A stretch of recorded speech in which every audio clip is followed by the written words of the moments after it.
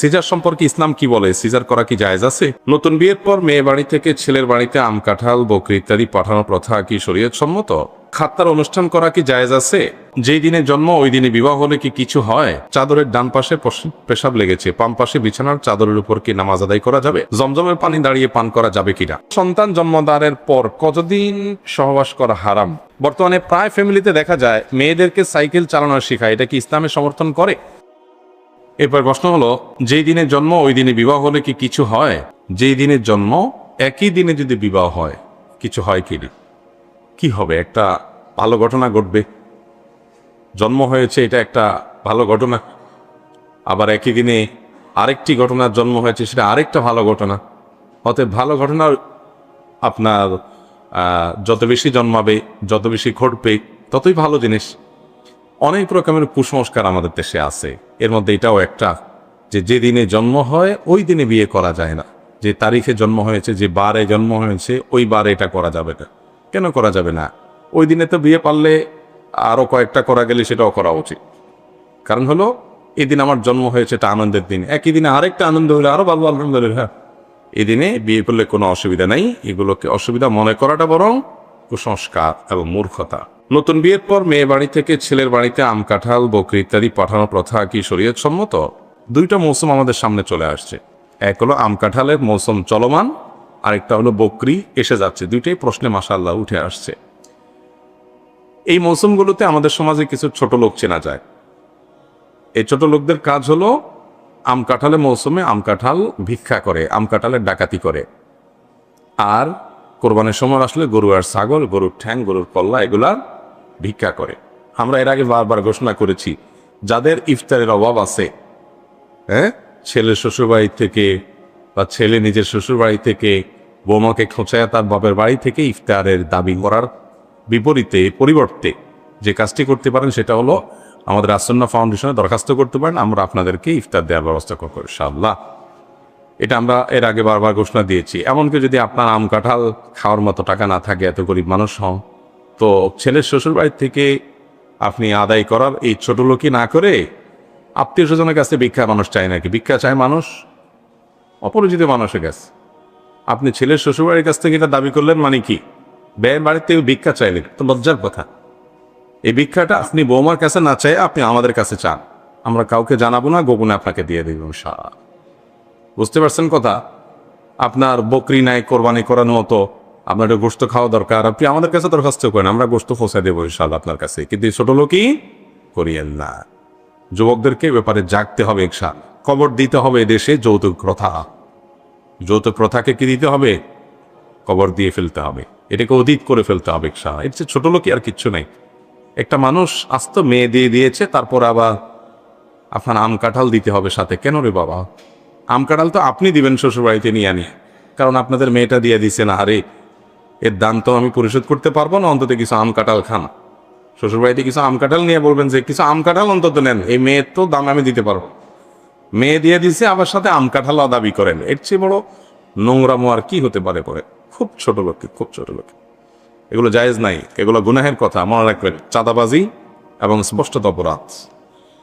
এরপরে প্রশ্ন হলো, খাতনার অনুষ্ঠান করা কি জায়েজ আছে? খাতনার অনুষ্ঠান করা, বাচ্চাদের খাতনা হলে, মুসলমানি হলে অনুষ্ঠান করা রসম বা প্রথা আমাদের সমাজে প্রচলিত আছে। এ ব্যাপারে নবী করিম সাল্লাল্লাহু আলাইহি সাল্লাম থেকে কোনো নির্দেশনা সরাসরি নেই যে করতে হবে, এরকম কোনো নির্দেশনা নেই। তবে আল আদবুল মুফরাদ ইমাম বুখারী রাহিমাহুল্লাহ দুটি বর্ণনা এনেছেন। তার একটি দাঈফ সূত্রে বর্ণিত হয়েছে। এই দুর্বল সূত্রে বর্ণিত বর্ণনা থেকে দেখা যায় সাহাবীদের কেউ তার সন্তানের এই খাতনার পর তিনি আনুষ্ঠানিকতা করেছেন, দাওয়াত দিয়ে খেয়েছেন, কিন্তু হাদিসটি বিশুদ্ধ না, দাঈফ। আরেকটি বর্ণনা পাওয়া যায় হাসান সূত্রে, এটাও আল আদবুল মুফরাদে আসছে। সেখানে দেখা যায় আয়েশা রাদিয়াল্লাহু তাআলা আনহা পরিবারের একটা বাচ্চা, তাকে মুসলমানি করা হয়েছে। তখন অন্য একজন বলেছেন, বা তাকে বলা হয়েছে যে এই বাচ্চাকে যে মুসলমানি করানো হলো, এটা অপারেশন হলো, কষ্ট হলো, এটাকে ভুলানোর জন্য কিছু আনুষ্ঠানিকতা করা যায় কিনা। আসলে তারা পারমিশন দিয়েছিলেন। তো সেটা অবশ্য এই আজকের এই মুসলমানের মতো নয়, বাকি কিছুটা আনন্দ বিনোদনের অনুষ্ঠান, যাতে করে বাচ্চা একটু ভুলে। তো এগুলো মৌলিকভাবে প্রায় সব ফুকায়ে কেরাম মশহুর যত ফোকা একরাম আছেন তাদের মন্তব্য হলো এগুলো মৌলিকভাবে জায়েজ আছে, বরং মুস্তাহাব, ভালো। খাতনাকে কেন্দ্র করে অনুষ্ঠান করলে সেটা ভাব সুন্নত পর্যায়ে না। কোরআন হাদিস কর্তৃক নির্দেশিত বা সুন্নত করণীয় আকিকা যেরকম এরকম না, কিন্তু কেউ করতে চাইলে করতে পারে, নিষিদ্ধ নয়। বিশেষ করে বাচ্চাকে বোলানোর জন্য, তাকে আনন্দ দেওয়ার জন্য এটুকু হতে পারে। কিন্তু আমাদের দেশে মুসলমানের নামে যা হয় সেটা জায়েজ হওয়ার কোনো কারণ নেই। সেটা কি? সেটা হলো যে মুসলমানের অনুষ্ঠানের নামে চাঁদাবাজি, বিয়ের অনুষ্ঠানে যেরকম হয় ওইরকমই হয়, আকিকাতে হয়, মুসলমানিতে হয়। এবার দেখা যায় নানা নানি নাতির মুসলমানের দাওয়াত পাইছে, জামাইয়া মেয়ে দাওয়াত দিছে। এর মানে কি? এর মানে হলো 10-20 হাজার টাকার একটা আংটি নিয়ে যাইতে হবে। এটা হলো এর মানে, ঠিক না ভাই? ঠিক। অন্য কোনো মানে আপনাদের জানা আছে? আমি তো এটাই মানে যাই। নাতির খাতনা, জামাইয়ার মেয়ে খাতনা উপলক্ষে খাবার দাবার অ্যারেঞ্জ করছে, বাচ্চার নানাকে আর নানিকে দাওয়াত দিছে। এর মানে কি? এর মানে হলো হয় একটা গরু, নয় 2টা ছাগল, আর নাহলে 10-20 হাজার টাকা, কিংবা একটা আংটি, এটা সেটা, এগুলো নিয়ে আপনারা আসিয়েন। তো এটা তো ডাকাতি। এখন কোনো নানার কি সাহস আছে যে ঠিক আছে মেয়ের জামাই দাওয়াত দিছে, নাতির মুসলমানই হয়েছে, সেই উপলক্ষে তারা একটু খাবার দাবার অ্যারেঞ্জ করছে, সুন্নাত কোনো আয়োজন না, তারপরও তারা করছে বাচ্চাকে খুশি করার জন্য, মুস্তাহাব বলেছেন অনেক ওলামা একরাম ফুকাহা একরাম, সেই হিসাবে করছে, ঠিক আছে যাই খেয়ে চলে আসবে। কোনো নানা নানি কোনো কিছু নেওয়া ছাড়া এই হিম্মত, এই কলিজা আছে কোনো নানা নানি? না থাকলে হাওলা তৈল করতে হবে। তাহলে বোঝা যাচ্ছে যে এখানে সুপ্ত এবং লুকায়িত চাঁদাবাজি মাহাজুফ আছে, ঠিক না বেটি? তো এটা জায়েজ নাই। এগুলোতে মানুষের দোয়ার জায়গা, আরো কি হয়? বদদোয়া হয়, বদদোয়া। তো এই জন্য এগুলো যদি চাঁদাবাজি মুক্ত করতে পারেন তাহলে সেক্ষেত্রে এটা জায়েজ হতে পারে। এরপর প্রশ্ন, জমজমের পানি দাঁড়িয়ে পান করা যাবে কিনা? বহুল জিজ্ঞাসিত একটি প্রশ্ন। অনেক মানুষই প্রশ্ন উত্তর জানতে চান, জমজমের পানি দাঁড়িয়ে পান করবেন না বসে পানে পান করবেন? দেখুন, এই ব্যাপারে সহিহ মুসলিম এবং বুখারীর হাদিস আসছে। নবী করিম সাল্লাল্লাহু আলাইহি সাল্লাম থেকে আনাস রাদিয়াল্লাহু তাআলা বর্ণনা করেছেন যে তিনি জাজারা আনিশ শুরবি কাইমান, সাধারণ বিধান হলো দাঁড়িয়ে পানি পান করতে নবী সাল্লাল্লাহু আলাইহি সাল্লাম নিষেধ করেছেন। দাঁড়িয়ে পানি পান করতে কি করেছেন? নিষেধ করেছেন নবী করিম সাল্লাল্লাহু আলাইহি সাল্লাম। তিনি সাধারণত সচরাচর দাঁড়িয়ে পানি পান করতেন না, তবে এক্সেপশন কখনো কখনো তিনি দাঁড়িয়ে পানি পান করেছেন। এটা বোঝানোর জন্য যে কেউ নিরুপায় হলে, অসুবিধা হলে, জরুরি কিছু হলে দাঁড়ায় পান করলে হারাম হবে না। বুঝতে পেরেছেন? বসে পান করতে হবে নর্মাল অবস্থা। বিশেষ কোনো পরিস্থিতিতে কারো ঠেকা ফেলে দাঁড়ায় পান করলে সেটা জায়েজ আছে। শুধু এটা বোঝানোর জন্য তিনি মাঝে মধ্যে দাঁড়ায় পান করেছেন। এরই অংশ হিসাবে এটাও প্রমাণিত যে জমজমের পানি তিনি দাঁড়িয়ে পান করেছেন। তো জমজমের পানি তিনি দাঁড়িয়ে পান করেছেন, এর মানে এই নয় যে দাঁড়িয়েই পান করতে হবে। তিনি তো অন্য পানিও দাঁড়িয়ে পান করেছেন, এর মানে কি অন্য পানি সাধারণ অবস্থা দাঁড়িয়ে পান করতে হয়? তো ওইটা যদি না হয় তাহলে জমজমের পানিও সাধারণত দাঁড়িয়ে পান করতে হবে এমনটি কিন্তু নয়। আমাদের দেশে অনেকে জমজমের পানি দিলে ওইটা নিয়ে উনি দাঁড়ায় যায়, বসা থেকে দাঁড়ায় যায়। কারণ জমজম পান করতে হলে কি করতে হয়? উনি মনে করেন দাঁড়ায় পান করতে হয় না। এরকম কোনো হাদিস নাই যে নবী করিম সাল্লাল্লাহু আলাইহি ওয়াসাল্লাম বসা থেকে দাঁড়ায় গেছেন জমজমের পানি পান করার জন্য, বা সাহাবীদের থেকে এরকম কোনো হাদিস আমার জানা নাই যে বসা থেকে দাঁড়াইছেন পান করার জন্য, দাঁড়ানো অবস্থায় পানি পাইছেন পান করছেন, এরকম পাওয়া গেছে। সেটা ওই যে বললাম, নবী করিম সাল্লাল্লাহু আলাইহি ওয়াসাল্লাম অনেক বিষয় নিষেধ করার পর সেটা করতেন জায়েজ প্রমাণ করার জন্য। কথা কি বুঝাতে পারছি? এই জন্য জমজমের পানি অন্য 10টা পানির মতো সাধারণভাবে বসেই পান করবেন, দাঁড়ানো অবস্থায় কখনো পান করার প্রয়োজন হলে জায়েজ।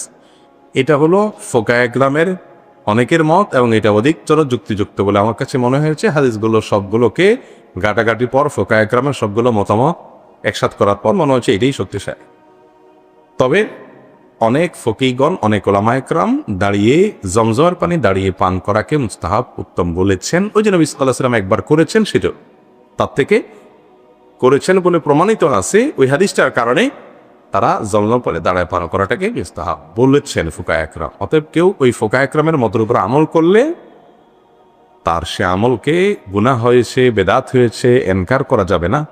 বাকি সাধারণ পানির মতো এই পানিটাও সাধারণভাবে পান করাটাই অধিকতর যুক্তিযুক্ত বলে আমার কাছে মনে হয়েছে। জি, এরপরে প্রশ্ন হলো, চাদরের ডান পাশে পেশাব লেগেছে, বাম পাশে বিছানার চাদরের উপর কি নামাজ আদায় করা যাবে? চাদরের যদি এক পাশে পেশাব লাগে বাচ্চা, অন্য পাশে আপনি নামাজ পড়তে পারেন, কোনো অসুবিধা নেই। বিশেষ করে রুকু সেজদা উঠা বসা যখন যাবেন, যদি এখানে রুকু সেজদা করার কারণে ওইটা না লাগে, মানে এত ছোট কাপড় যে একটা অংশে সেজদা করলে ওইটাতে টান খায় লাগে, শরীরের সাথে লাগার সম্ভাবনা তৈরি হয়, এরকম যদি না হয়, অনেক বড় চাদর, এক কোনা পেশাব আছে, অন্য কোনা দায় নামাজ পড়ছেন, এটা জায়েজ আছে।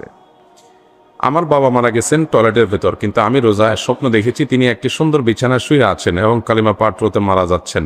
এর ব্যাখ্যা কি হতে পারে? কোনো মানুষ, কোনো মুসলমান যদি টয়লেটে মৃত্যুবরণ করে, এর মানে এই না যে লোকটা জাহান্নামী। এত সহজ সমীকরণ করার সুযোগ নাই। মৃত্যুটা কোথায় হয়েছে এটা বড় বিষয় নয়, মৃত্যু অবস্থায় তিনি ইমানদার কিনা সেটা হলো বড় বিষয়। একজন ইমানদার, তার মৃত্যু যদি টয়লেটেও হয়, তিনি আল্লাহর কাছে নাজাত পেতে পারে। আরেকজন বেঈমান, আল্লাহর প্রতি অবিশ্বাসী, তার মৃত্যু খুব আলিশান রুমের মৃত্যু হয়েছে, তারপরও সে জাহান্নামে। অতএব আপনার বাবা টয়লেটে মৃত্যুবরণ করেছেন দেখে আপনি তাকে স্বপ্নে ভালো অবস্থায় আছে এটা দেখতে পারবেন না, এমন কিছু নয়। সুধারণা করতে পারেন যে আপনার বাবা আল্লাহ তাকে ভালো রেখেছে। তারপরও আমরা বাবা মাকে মৃত্যুর পর তাদের তরফ থেকে দান সাদাকা ইত্যাদি করব, অব্যাহত রাখবো, যাতে করে আজর এবং সওয়াব তাদের আমলে যায়। এরপরে প্রশ্নটি আমি উচ্চারণ করছি না, কিন্তু প্রশ্নটির খোলাসা হলো যে কোনো স্বামী যদি স্ত্রীকে এমন কোনো কাজ করতে জোরাজুরি করেন যেটি আল্লাহ তাআলা অনুমোদন নাই, হারাম, সেটা সহবাসের সময় বা অন্য সময় হোক, তো স্বামীর সেই নির্দেশ মানা যাবে না। লা তাআতা লিমাখলুকিন ফি মাসিয়াতিল খালিক। আল্লাহ নির্দেশ লঙ্ঘন হয় এরকম কোনো কাজ পৃথিবীতে কারোর নির্দেশ মানতে গিয়ে করা যাবে না, সেটা স্বামীরও না বা ফাঁকা। বুঝাতে পারছি? এক্ষেত্রে স্ত্রী তার সাধ্য অনুযায়ী প্রতিরোধ গড়ে তুলবেন, বাধা দিবেন কৌশলে, বিভিন্ন খাবার, কিন্তু কোন অবস্থাতেই হারামের কাছে মাথা নত করবেন না। একান্ত তিনি যদি জুলুমের শিকার হন, জবরদস্তের শিকার হন, তাহলে আল্লাহর কাছে তিনি মাপ পাবেন, যেহেতু তার ইচ্ছা ছিল না এবং তিনি জুলুমের শিকার। যে কোনো বীমা বা সমিতি থেকে কিস্তি নিয়ে জমি কেনা বা ঘর তৈরি করার কাজ করা বা অন্য কোনো কাজে লাগানো যাবে কিনা? কিস্তি নিয়ে, অর্থাৎ সুদের ভিত্তিতে কিস্তি নিয়ে যদি আপনি ঘর তৈরি করেন কিভাবে সমাজে করেন, সুস্পষ্ট হারাম। সুদের লোন সেটা কিস্তিতে নেন আর এককালীন নেন, বা কিস্তিতে পরিশোধ করেন বা এককালীন পরিশোধ করেন, যেভাবেই নেন, সুদকে আল্লাহ তাআলা হারাম করেছেন, সাধারণ হারাম না। পৃথিবীতে যত বিষয়কে আল্লাহ তাআলা আমাদের জন্য হারাম করেছেন ভক্ষণ করা, রিজিকের ক্ষেত্রে যত হারাম আছে, এর মধ্যে সবচেয়ে ডেঞ্জারাস হারামটি, সবচেয়ে ভয়াবহ হারামটি হলো সুদ। সুদের চাইতে ভয়াবহ আর কোনো হারাম দ্বিতীয়টা। কয়েক কেজি শুকরের গোশত রান্না করে খেলে যে গুনাহ হবে, সুদের কারবার করলে তার চাইতে বেশি গুনাহ হবে। এত জঘন্য সুদের বিষয়। এজন্য ইমানদার দুনিয়ার সামান্য ঘর তৈরি করা, ব্যবসা প্রতিষ্ঠান তৈরি করা, এই সমস্ত লোভে সুদের কারবার করতে পারে না। এরপরে প্রশ্ন হলো, কোরবানির একটি ভাগে দুই ভাই একসাথে টাকা দিয়ে দুটি অংশ করে নেয়, 7 ভাগের 1 ভাগ তারা নেন। প্রশ্ন হচ্ছে, ভাগ একটি, অংশীদার 2 জন, এমন হলে কোরবানি হচ্ছে কি? না, এরকম হলে কোরবানি হওয়ার কোনো সুযোগ নাই।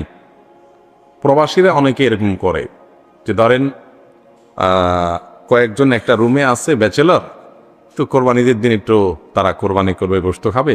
একটা ছাগলের দাম ধরেন 500 রিয়ালে, তারা 5 জন থাকে, তো 5 জন মিলে 100 রিয়াল 100 রিয়াল করে দিয়ে একটা ছাগল কিনে এনে কোরবানি করে। কারণে কোরবানি হবে না, গোশত খাওয়াটা হবে। গোশত খাওয়াটা হবে, আল্লাহর নাম না জবে করলে হালাল হবে গোশত খাওয়া, কিন্তু এটা কি হবে না, কারণ কোরবানির একটা ভাগ, ওইটাকে আবার ভাগ করার সুযোগ, একটা ভাগ একজনেই দিতে হবে। হ্যাঁ, এটা একটা পদ্ধতি এমন হতে পারে যে কয়েকজন মিলে একজনকে টাকা দিল, যে ভাই আমরা 5 জন মিলে 100 রিয়াল 100 রিয়াল করে তোমাকে আমরা দিলাম, তুমি একটা ছাগল কিনে কোরবানি করিও। কোরবানি করার পরে সেই এবার দয়া করে আপনাদেরকে গোশত খাইতে দিচ্ছে, আপনারা খাইলে, সেটা জায়েজ। সিস্টেমটা বুঝতে পারছেন?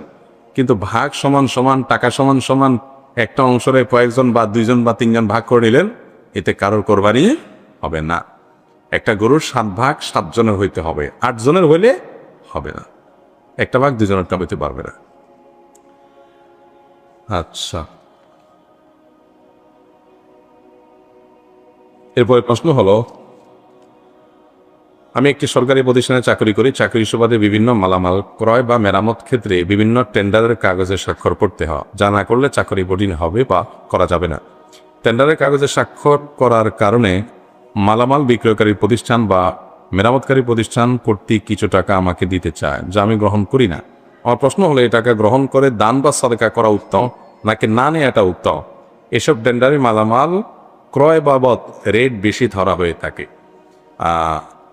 এ ধরনের চাকরি করা যাবে না, ছেড়ে দিতে হবে। যেখানে আমাকে অন্যায় করতে হবে, রেট বেশি লিখতে হবে, মানে রাষ্ট্রের ক্ষতি হবে বা প্রতিষ্ঠানের ক্ষতি হবে, আবার সেখানে অন্যায়ভাবে ওখানে স্বাক্ষর করে আমি অন্যায় সহযোগিতা করতে হবে। ভাই, পৃথিবীতে বেঁচে থাকার জন্য খুব বেশি কিছু লাগে না। চাকরি ছেড়ে দিলে আপনি মরে যাবেন না। চাকরি ছেড়ে দিলে মরে যাবেন না, আল্লাহ তাআলা মেরে ফেলবেন না। দুনিয়াতে রিকশাওয়ালাও খেয়ে বাঁচে, সাধারণ গরিব মানুষও খেয়ে বাঁচে, দিনবাজারও খেয়ে বাঁচে, আপনিও বাঁচবেন ইনশাআল্লাহ। সৎ সাহস থাকতে হবে। আমি কেন অন্যায়ের সহযোগী হও? এটা আমার জন্য জায়েজ নাই। সেখানে আবার আপনাকে সে উৎকোচ দিলে সে উৎকোচ আপনি নিয়ে গরিবরে দান করবেন না, এই দান আল্লাহ চান না। এই দান আল্লাহ চান না। ইন্নাল্লাহা তাইয়্যিবুন লা ইয়াকবালু ইল্লা তাইয়্যিবা। আল্লাহ নিজে পবিত্র, দান করবেন হালালটা, পবিত্রটা, অপবিত্রটা আল্লাহ গ্রহণ করবেন না, এটা গ্রহণ করে না। অতএব এরকম করা জায়েজ নয়। এরপর প্রশ্ন হলো, আমার মা আমার নানার আগে মারা গেছে, বর্তমানে আমার নানাও জীবিত নেই। তাহলে ইসলামী শরীয়ত অনুযায়ী আমি আমার নানার সম্পত্তির মালিক হব কি না? না, আপনি আপনার নানার সম্পত্তির মালিক হবেন না। কারণ আপনার নানা মৃত্যুর পর তার সন্তানরা তার সম্পদের মালিক হয়। সম্পদের মালিকানা, আমার সম্পদের মালিকানা আমার ছেলেমেয়েরা কখন পাবে?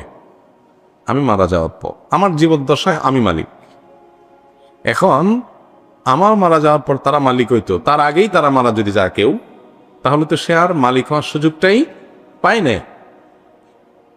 তো এই কারণে কারোর নানার আগে যদি তার মা মৃত্যুবরণ করে, দাদার আগে যদি বাপ মৃত্যুবরণ করে, তাহলে এই বাপ দাদার সম্পদের মালিক হওয়ার সুযোগই পায় নাই, তার আগে সে দুনিয়া থেকে চলে গেছে।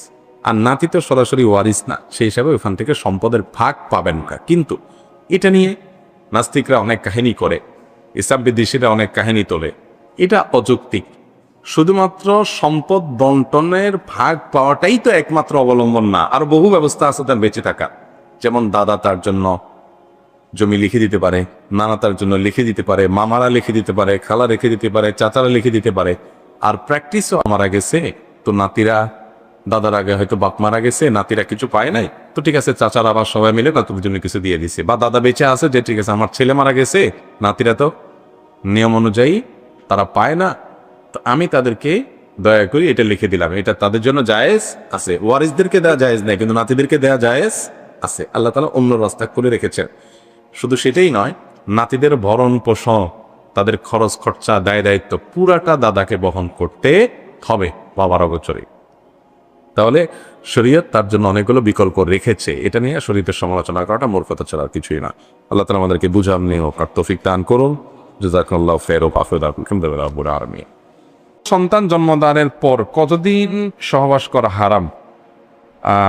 একজন নারী সন্তান ভূমিষ্ঠ করার পর যতদিন পর্যন্ত তিনি রক্ত দেখবেন, ব্লিডিং হবে, ততদিন পর্যন্ত তিনি একজন ঋতুবতী নারীর মতো সকল বিধানের অন্তর্ভুক্ত হবেন। সালাত আদায় করবেন না, তিনি রোজা রাখবেন না, তিনি স্বামী সহবাস করবেন না, এই কাজগুলো তিনি করবেন না, কোরআন তেলাওয়াত করবেন না, এই কাজগুলো তিনি করবেন না, তওয়াফ করবেন না, আর বাকি সব ঘরোয়া কাজ অন্যান্য সব কিছু তিনি করতে পারেন।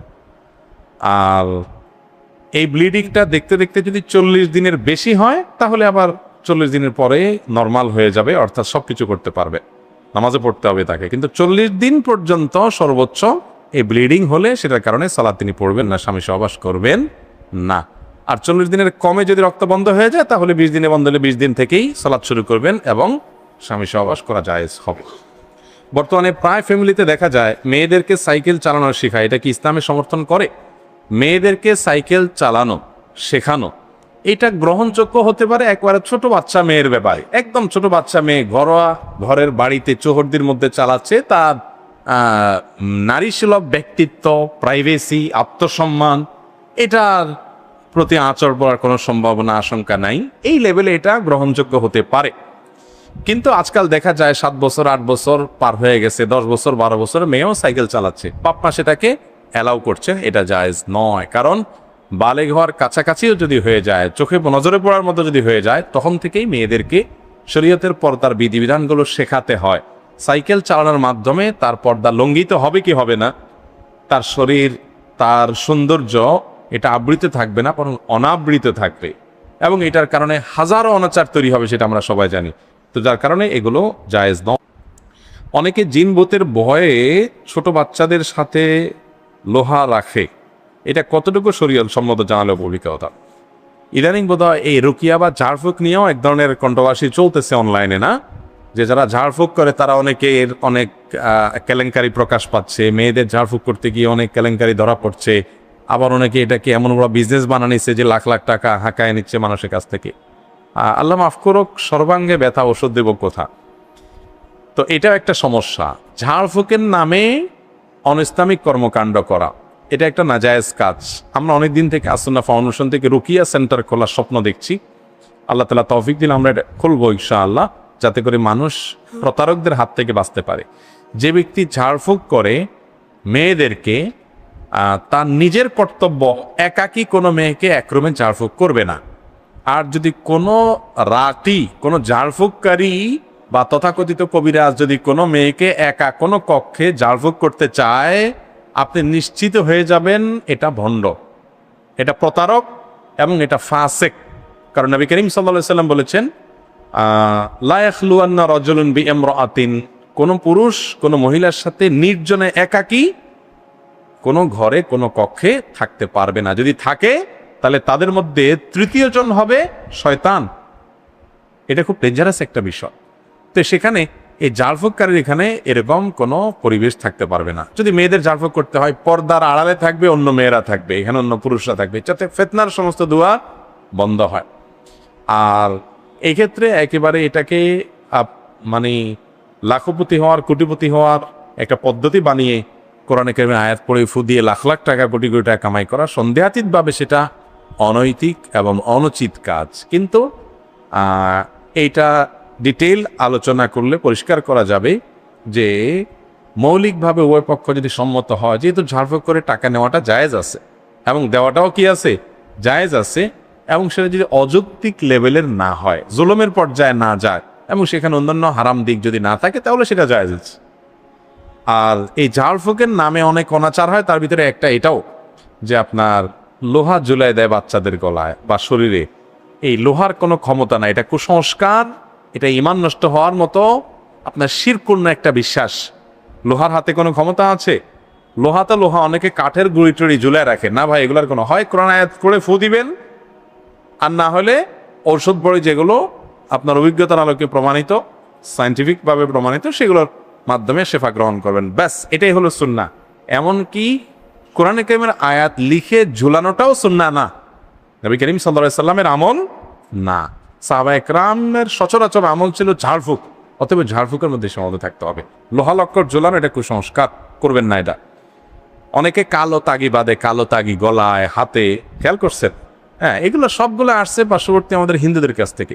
ইসলাম এগুলোর কোনো ইয়ে রাখে নেই। আর পরে অনেকে তাগিজে পরে এটা আবার পড়ে ফু দেয়, গিরা দেয়। আল্লাহ কোরআনে আয়াতে পানা চাইতে বলছেন, অমিশাদিন নাফাসাতে ফিল উকাদ, যারা গিরায় ফু দেয় সে মহিলাদের, সে যুগে মহিলারা এই কাম করতো, এই পড়ে পড়ে ফু দিত। এদের ক্ষতি থেকে আল্লাহ আপনার কাছে আশ্রয় চাই। এটা জাদুকররা করে, খারাপ মানুষরা করে। আপনি আয়াত পড়ে ফু দিয়ে গিরা দেওয়া, এটা কোনো সুন্নাহসম্মত পদ্ধতি না। আর কালো তাগির পরায় রাখে বাচ্চাদের, মনে করে যে এতে ক্ষয়ক্ষতি থেকে বাঁচবে, এগুলো সব কুসংস্কার, শিরকপূর্ণ বিশ্বাস, এগুলো করা যাবে না। বাচ্চাদেরকে দুষ্ট জিনের প্রভাব থেকে বাঁচানোর জন্য কি করবেন? সুন্নাহসম্মত আমলগুলো করবেন। সকাল সন্ধ্যায় 3 কুল পড়বেন, বাসায় ঢুকার সময় বিসমিল্লাহ বলে ঢুকবেন, সালাম দিয়ে ঢুকবেন, বের হওয়ার সময় 5 সালাম দিয়ে ঢুকবেন, বের হবেন। টয়লেটের দরজা বন্ধ করে রাখবেন, শয়তানের রাস্তাগুলো বন্ধ রাখবেন, খাওয়ার সময় বিসমিল্লাহ পড়বেন, সবার সময় বিসমিল্লাহ পড়বেন। সন্তান জন্মের পরে উইযুকা বিকালিমাতিল্লাহি তাম্মাতি মিন শাররি মা খালাক করবেন। নবী সাল্লাল্লাহু আলাইহি ওয়াসাল্লাম পড়ছেন হাসান হোসেনের জন্য রাদিয়াল্লাহু তাআলা আনহুমা। একইভাবে বাচ্চাদেরকে দুষ্ট জিনের প্রভাব থেকে বাঁচানোর জন্য রাতের শোয়ার সময় 3 কুল, সূরা ইখলাস, সূরা ফালাক, সূরা নাস 3বার পড়ে হাতকে কোষ করে ফু দিয়ে বাচ্চার মাথাতে পাবন্ধ মুছে দিবেন প্রতিদিন, এটা যেন মিস না হয়। সূরা বাকারা তেলাওয়াত চালু করে রাখবেন, তেলাওয়াত চালু করে তাকে শোনাবেন, সন্ধ্যার সময় বাহিরে রাখবেন না, এই টাইমে শয়তানের বিচরণ হয়। এরকম অনেকগুলো বিষয় আছে যেগুলো হাদিস দ্বারা প্রমাণিত, সে আমলগুলো করবেন, সন্তানকে আল্লাহ তাআলা সেফে রাখবেন। এগুলোর খবর নাই কি এর লোহা লক্কর ঝুলাই দেয়, গাছের গুড়ি জুড়াই দেয়, কালোটা তাগি বেঁধে দেয়, যত 2 নম্বর কাজ আছে, বেশরীয়তি কাজ আছে, সেগুলো করে। আল্লাহ তাআলা আমাদের বোঝার তৌফিক দান করুন। মসজিদে অযথা ফ্যান চালিয়ে ঘুমালে গুনাহ হবে কিনা? অনেকে আছে, শহরে দেখা যায় কোনো কাজকামে আসছে, বাইরে কাজকাম করা শেষ হয়ে গেছে বা কাজকামের জন্য অপেক্ষা করছে, এখন মসজিদে ঢুকে ফ্যান চালায় একটু 1 ঘন্টা ঘুমায় যায়। মসজিদ এই কাজের জন্য না, মসজিদ হলো ইবাদতের জন্য। আপনি যদি মসজিদে ঘুমাতে হয় তাহলে ইতিকাফের নিয়ত থাকতে হবে, অর্থাৎ আপনি সেক্ষেত্রে মসজিদে প্রবেশ করবেন, প্রবেশ করে নিয়ত রাখবেন যে আমি মসজিদে অবস্থান করব, কিছু সময় ইবাদত বন্দেগী করব, এর মধ্যে ক্লান্তি এসে গেলে আমি শুয়েও করব। সবকিছু আপনার জন্য তখন জায়েজ হবে, মানে শোয়াটা তখন আপনার জন্য জায়েজ হবে, খাওয়া শোয়া। বাট আপনি মসজিদে আসলেন শুধুমাত্র কিসের জন্য? একটু ঘুমানোর জন্য, ফ্যানটা চালায় একটু ঘুমায় আবার ফ্যানটা বন্ধ করে চলে গেলেন, এটা জায়েজ নাই। আল্লাহর ঘর এই কাজের জন্য না। এমনকি মসজিদকে রাস্তা বানানো জায়েজ নাই। রাস্তা বানানো মানে কি? ওই পাশে মসজিদের একটা গেট আছে, এই পাশে একটা গেট আছে, আপনি ওদিক দিয়ে ঢুকে এদিক দিয়ে বাইরে চলে গেলেন, জাস্ট এটাকে একটা রোড হিসাবে ইউজ করলেন। এটা মসজিদের আদব এবং শিষ্টাচারের পরিপন্থী এবং খেলাফ না, জায়েজ কাজ, এটা করা যায় না। মসজিদে কোনো কিছু হারিয়ে গেলে সেটার ঘোষণা মসজিদে দিতে হয় না, বাইরে একটা হারিয়ে গেলেও মসজিদে ঘোষণা দিতে হয় না। আবু দাউদের হাদিসে আসছে, নবী করিম সাল্লাল্লাহু আলাইহি ওয়াসাল্লাম বলেছেন, কেউ যদি হারানো জিনিসে ঘোষণা দেয় তার জন্য বদদোয়া করবা তোমরা যে আল্লাহ যেন তোর জিনিসটা আর না পাওয়ায়। কত ডেঞ্জার আছে কথা। তো শহর অঞ্চলের মসজিদগুলোতে দেখা যায় যে ধরেন কোনো কাজে আসছে, বাইরে হয়তো বোরিং ফিল করতেছে, তা এসে মসজিদে ফ্যানটা চালায়া শুয়ে পড়লো বা একটু আড্ডা ফাড্ডা মারলো, না ভাই। যদি আপনি সেখানে রেস্ট করতে হয়, আপনার ইতিকাফের নিয়ত থাকতে হবে, ঢুকার সময় নিয়ত থাকতে হবে আমি ইবাদতের নিয়তে ঢুকতেছি, কিছু ইবাদত বন্দেগী করবেন, করতে করতে করতে আর পারছেন না, শরীর কুলাচ্ছেন না, এটা রেস্ট করলেন, বাস, কেটে জায়েজ। এরপর প্রশ্ন হলো, সিজার সম্পর্কে ইসলাম কি বলে? সিজার করা কি জায়েজ আছে? মেয়েদের গর্ভখালাসের জন্য সন্তান প্রসবের সময় যদি তা কারোর সিজারের প্রয়োজন হয়, বাচ্চার পজিশন এবং সার্বিক অবস্থা বিবেচনা করে বিচক্ষণ ডক্টরগণ যদি সিজার করতে নির্দেশ না করে এবং এর কোনো বিকল্প না থাকে, তাহলে তো এটা জায়েজ আছে, কারণ অনন্য উপায় চিকিৎসার অংশ হিসাবে এটা জায়েজ আছে। কিন্তু যথাসম্ভব আপনার এক্ষেত্রে প্রপার ট্রিটমেন্ট হচ্ছে কিনা, প্রপার ডায়াগনোসিস হচ্ছে কিনা, প্রপার পরামর্শ হচ্ছে কিনা, এই বিষয়গুলোকে নিশ্চিত করার চেষ্টা করতে হবে। অনেক মেয়েরা আজকাল শখ করে কি করে সিজার করে, শুনি শখ করে নাকি সিজার করে, অদ্ভুত ব্যাপার সেটা। মানে নর্মাল ডেলিভারিতে একটু কষ্ট বেশি হয়, সেজন্য সিজারে তারা চলে যায়। অথচ সিজার মানে কি? পেটের এক মাথা থেকে আরেক মাথা পর্যন্ত কেটে ফেলা, সেটাকে আবার জোড়া দেওয়া, সেটা আবার জোড়া লাগা। আর নর্মাল ডেলিভারি হলে আজকে ডেলিভারি না হাসপাতালে, কালকে মহিলা সারপাত্র পেয়ে যায়। আর সিজারের রোগী 3 দিন 4 দিন 5 দিন বেডে শুয়ে থাকতে হয়। হয়তো বাহ্যিক একটু সাময়িক একটু কষ্ট হয় প্রসবের সময়টাতে, কিন্তু আগে পরে পুরো সময়টা সুখ। অতএব এগুলো নির্বর্তিতা ছাড়া কিছুই নয়। আমাদেরকে আজকাল শৌখিনতার নাম দিয়ে, আধুনিকতার নাম দিয়ে শয়তান এমন এমন পদ্ধতিতে নিয়ে যাচ্ছে যে আমরা ধ্বংসের দিকে চলে যাচ্ছি। সিজারের সবচেয়ে বড় ক্ষতির একটা তো হলো যে বাচ্চা যদি সিজারে হয় তাহলে সেক্ষেত্রে খুব বেশি বাচ্চা নেওয়ার সম্ভাবনা থাকে না নাকি। তো সেটা যদি হয়, এটা তো বিরাট একটা লস। আপনি বিয়ে করেছেন, আল্লাহ তাআলা আপনাদের ঘরে সংসারে যদি 2 4 5টা 7টা 10টা 12টা বাচ্চা দেয়, বিরাট বড় সম্পদ। এই বাচ্চার টাকা দিয়ে কিনা লাগলে কি করতেন? সেখানে একটা পরে আন না, 2টা পরে আন না, এগুলা যারা বোঝায় কোনদেরকে ভুল বোঝায়। এগুলোর পরিণতি কি হয় চায়নারা জানতেছে, এগুলোর পরিণতি কি হয় উন্নত বিশ্বের লোকেরা জানতেছে। জন্মের হার যখন থেমে যায়, একটা সভ্যতা বিলুপ্তির দিকে চলে যায়। এটা আর নতুন করে গ্রো করা যায় না, কঠিন পা। মানুষের জন্ম পৃথিবীর জন্য কখনো অকল্যাণের না। মানুষ কখনো, জনসংখ্যা কখনো সমস্যা নয়, এটাকে জনসম্পদে রূপান্তরের চেষ্টা করতে হবে। আপনারা প্রায় একটা স্লোগান শুনেন না, যে ছোট পরিবার সুখী পরিবার, শুনেন না? ছোট পরিবার মানে 1টা 2টা বাচ্চা থাকলে আপনি সুখে থাকবেন। আমি তো উল্টাটা দেখি, যত ঘরে ঘরে অশান্তি দেখেন, ওই 1 ছেলে 1 মেয়ে ওখানেই। কারণ ওই একটা অমানুষ হলে পুরো জীবনটাই শেষ। আর যাদের 8টা 10টা বাচ্চা আছে, এদের যদি 2 4 5টা অমানুষ হয় তাতে কিছু আসে যায় না। একটা মানুষ হইলে যথেষ্ট, ঠিক না? ঠিক। বড় পরিবারের সবগুলাই অমানুষ হয়েছে, একটা মানুষের জাত হয় নাই, বাপ মার কষ্টই কষ্ট। এরকম ঘটনা দেখছেন আপনারা? কিন্তু ওই তথাকথিত এক ছেলে এক মেয়ের, একটা লন্ডন চলে গেছে আর একটা কানাডা চলে গেছে, দুইটা দুই জায়গায় যায় মানুষ হয়ে গেছে, বুড়া বুড়ি দুনিয়াতে মরে, দেশে ডেকে মরে, এরকম ঘটনা বহুত আছে না? তাহলে কে বলছে এই সমস্ত কথা? ছোট পরিবার, সুখী পরিবার। জনসংখ্যা এটা কখনো সমস্যা নয়, এই থিওরি ভুল। যারা এই থিওরির আমদানি করেছে তারা নিজেরা এখন বিপদে আছে। এখন ভর্তুকি দিয়া সন্তান জন্ম দেওয়া হইতে পারতেছে না। বিভিন্ন দেশে দেশে আপনারা জানেন না, সন্তান হলে ভর্তুকি দেয়, কিন্তু আর হইতে পারতেছে না। আরে আমাদের দেশে এটা নেয়ামত, আলহামদুলিল্লাহ। 7-8টা সন্তান হয়েছে, বাতে মরতেছে, এরকম পাইছেন একজনও? 7-8টা হয়ে গেছে, এই জন্য বাতের অভাবে বুড়া বুড়ি খাইতে পারতেছে না, এরকম হয়েছে কখনো? আল্লাহ তাআলা সবার রিজিকের মালিক, ইমানদার সে বিশ্বাস থাকতে হবে তার। জনসংখ্যা এটা নেয়ামত, পৃথিবীর সবচেয়ে দামি সম্পদ এটা। বিধান সিজার করে এই যে সন্তান আপনার জন্মের হার কমায় আনা বা সীমিত করে ফেলা, এটা বুদ্ধিমানের পরিচয় না। তবে হ্যাঁ, যদি এরকম পরিস্থিতি হয় যে নর্মাল ডেলিভারি হলে মায়ের জীবন হুমকির মধ্যে পড়ে যায়, তখন অবশ্যই সন্তানের জন্ম পরে আগে মায়ের জীবন রক্ষা করতে হবে। সেটার জন্য কি করতে হবে? সিজারে যেতে হবে, সেটা জায়েজ আছে, কিন্তু এটা হলো সর্বশেষ চিকিৎসা।